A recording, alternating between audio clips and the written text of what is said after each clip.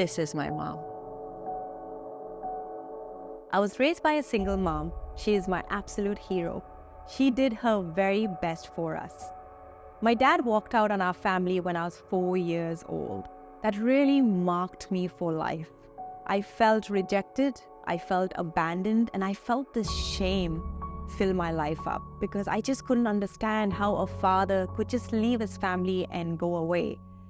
Was I not lovable? Did he not love me? These questions constantly played in my mind. It got even harder as I grew up because I saw how fathers were meant to be. They took care of their kids. They were the support system, a place of safety and security. Well, I didn't have any of that. When I got back from Miss India, I came back with such a high. I was doing so good. So good. I had all these things going for me. I needed to make all these big decisions. Do I need to move to Mumbai and become the next MTV VJ, or stay in Chennai and become the next big actress? And at that point, it felt really exciting. But somewhere deep down, I always had this void of what had happened in my past. I carried this shame. And eventually, all the partying and all the late nights just got to me. I remember waking up one morning just feeling completely low. Just this depression and this emptiness that I didn't understand where was this coming from. I mean, I had everything going for me. I had fame, I had money, I had friends. I was in the in crowd.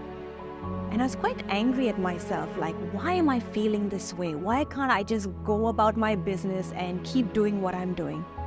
But it was a feeling I couldn't shake off. I didn't understand why I felt this emptiness. No amount of alcohol, drinking, and drugs was filling up this void in my heart. I continued to go about this. I kept working in the day, kept partying in the night. It all felt like fun until one day I just began to feel a burden now. I felt like for the first time my eyes were opened and I felt just this darkness all around me. I began to see my friends going through a lot of hardships.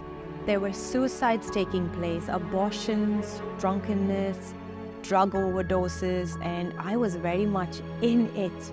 I experienced a drug overdose myself that was really scary.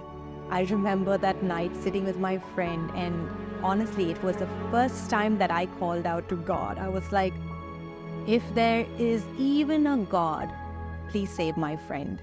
Because my friend was on my lap and she was hyperventilating. Her lips became blue, and I myself was so zoned out. I had no idea what I was doing, but in that moment, I remember calling out to God saying, God, if you would save my friend, I would never do drugs ever again. I knew after that this was not the lifestyle I wanted to lead. I wanted change so badly, but I really had no idea how to bring about this change. I was desperate at this point.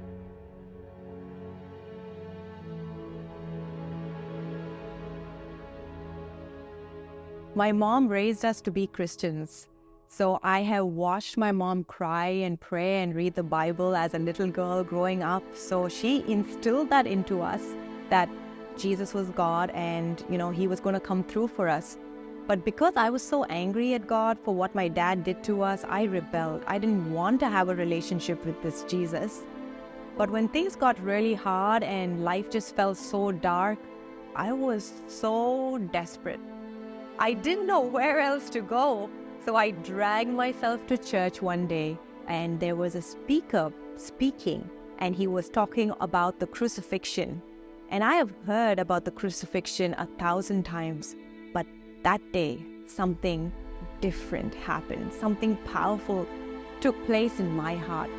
You see, when this guy explained about what Jesus did on the cross, he explained it so beautifully. He said that nail that was pierced in Jesus' hand in the cross was for your sin, was for your pain, your shame, your sickness. And I remember at that moment, it hit me. I remember just realizing that, what? That was for me? Are you telling me that my sin and my shame is all taken away, that I'm forgiven? And I remember just feeling tears rolling down my eyes for the very first time. Something was happening in my heart and I can't explain it in words.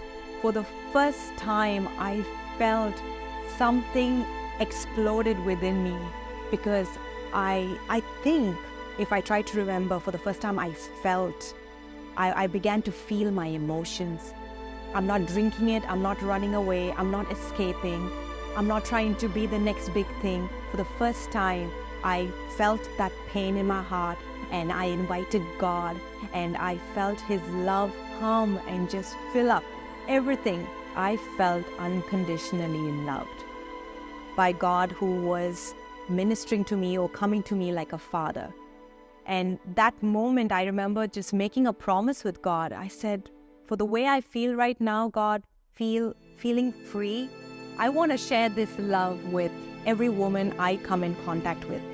And let me make myself clear, okay? I am still in the process of changing and discovering myself. It's not like my life changed overnight. It was a journey. I've had to learn over the years to discipline myself to be with God, to read, to pray, to make it a discipline to pray for the women I'm journeying with, for the people around me. And it took me years, okay? I don't want to pretend that I knew it all and I had it all together. It took me many, many years.